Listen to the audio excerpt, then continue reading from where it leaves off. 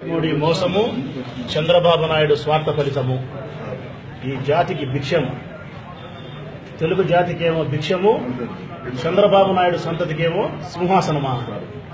నీ బిడ్డకేమో వారసత్వపు అధికారము, మా బిడ్డలకేమో వారసత్వపు భిక్షాన్ని ఇస్తావా నువ్వు? ప్రత్యేక హోదాకు తూట్లు పొడిచి ఈరోజు మేము స్వచ్ఛందంగా జైలుకు వచ్చినాం. మేము కారణం ప్రత్యేక హోదా ఉద్యమాన్ని, ఉద్యమకారులను ఈ ప్రభుత్వం పోలీసుల ద్వారా ఇనుప బూట్ల కిందేసి అనగదొక్కే ప్రయత్నం చేసింది. తెల్లవారుజామున 3 గంటల నుంచి వాళ్ళు ఇష్టానుసారంగా అరెస్టు చేసే ప్రయత్నం చేసినారు. మోటార్ సైకిల్ ఎక్కద్దంటారు, జీప్ ఎక్కద్దంటారు, బంద్లో పాల్గొనకూడదంటారు. శాంతియుతంగా ఆందోళన కార్యక్రమాన్ని చేసే ప్రాథమికమైన హక్కును కూడా మాకు లేకుండా చేసింది ప్రభుత్వం పోలీసుల ద్వారా. ఇందుకు నిరసనగా ఉదయం నుంచి మేము ఎక్కడే గాని అసాంఘికమైన కార్యకలాపానికి పాల్పడలేదు. శాంతియుతమైన ఆందోళన కార్యక్రమం చేసినాం.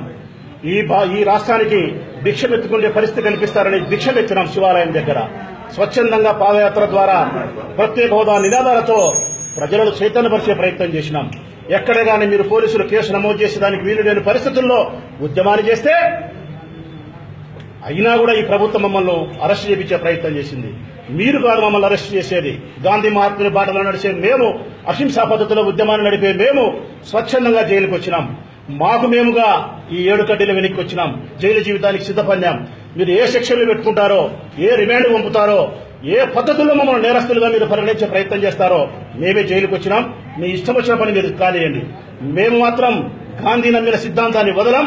జగన్మోహన్ రెడ్డి నాయకత్వం పట్ల ఒక్క పైసా కూడా మాలో ఆ విశ్వాసం తగ్గదు. ప్రత్యేక హోదా తీసుకొచ్చేంత వరకు పోరాటం చేస్తాం గాంధేయ మార్గంలో. ప్రత్యేక హోదా ఆంధ్రుల హక్కు, ప్రత్యేక హోదా ఆంధ్రుల హక్కు. ఓ కామెంట్ చేయండి. ఎప్పటికప్పుడు మా వీడియోస్ చూడాలంటే సబ్స్క్రైబ్ చేసుకోండి.